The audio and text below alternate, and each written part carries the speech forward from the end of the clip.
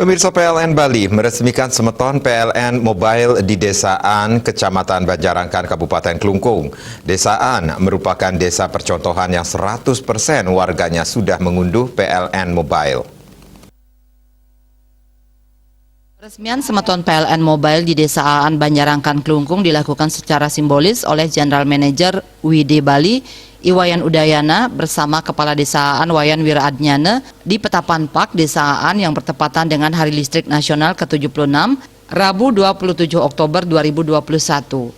General Manager WD Bali Iwayan Udayana mengatakan Desa An menjadi desa PLN Mobile pertama di Bali dan sekaligus menjadi desa percontohan yang seluruh warganya sudah mengunduh PLN Mobile. Aplikasi PLN Mobile merupakan inovasi digitalisasi layanan PLN.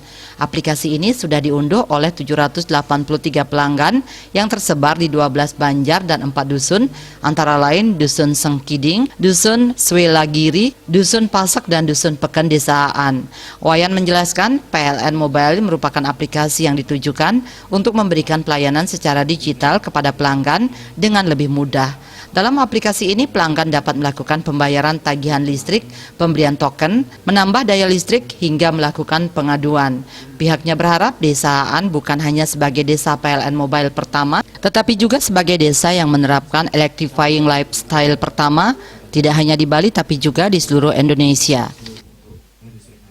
Mas Andri ngundang, Pak, ini seluruh desa ada 4 dusun, ada 12 banjar, pelanggan ada 783 dan semua sudah download PLN Mobile. Mudah-mudahan ini yang pertama, kalau di Bali sudah pertama ini. Kalau bisa pertama di Indonesia ya, tolong. Saya minta Pak Kepala Desa dan warga, Pak Kepala Dusun dan Ibu-Ibu Ketua Unit dan Bapak Ketua Unit, tolong digunakanlah PLN Mobile. Banyak sekali manfaatnya untuk bayar, ya. Yang kedua, kalau ada gangguan bisa yakinlah Pak Wayan Wiraadnyana.